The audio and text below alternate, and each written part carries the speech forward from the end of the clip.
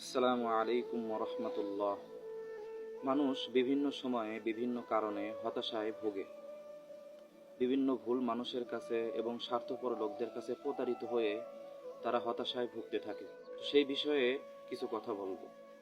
স্বার্থপর লোকদের চেনার জন্য সহজ একটি সমীকরণ আছে, আর তা হলো তারা এমনভাবে আপনার কাছে আসবে যেন আপনি ছাড়া তাদের জগতে দ্বিতীয় আর কোনো কিছুর অস্তিত্ব নেই। আবার যদি কখনো স্বার্থে ভাটা পড়ে, তারা এমনভাবে আপনাকে ছেড়ে চলে যাবে যেন আপনি তাদের জীবনে কখনো ছিলেনই না। বস্তুত পুরো দুনিয়ার জীবনটাই হলো একটি স্বার্থের মায়াজাল এবং অস্তিত্বহীন একটি মরীচিকার ন্যায়। প্রচণ্ড পিপাসায় আমরা যাকে পানি ভেবে ভুল করে থাকি।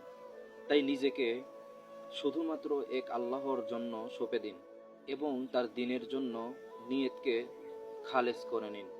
সাধ্যমতো যার যেটা হক আপনার কাছে রয়ে গেছে তাকে সেটা ফিরিয়ে দিন, আর নিজের সবটুকু হক আল্লাহর কাছ থেকে চেয়ে নিন। ইনশাআল্লাহ আপনি তুফানের মাঝেও প্রশান্তি খুঁজে পাবেন এবং উত্তাল ঢেউয়ের মাঝেও সাঁতরে পারে উঠে যাবেন। ইনশাআল্লাহ একদিন স্বার্থপর নামে সেই নদীর তীরে দাঁড়িয়ে ছেড়ে যাওয়া স্বার্থের ফেরিওয়ালাদের দেখে মুচকি হাসবেন। আর এই হাসিটুকু অলীক বা মিথ্যা নয়, এই হাসি সত্য বা প্রশান্তির হাসি।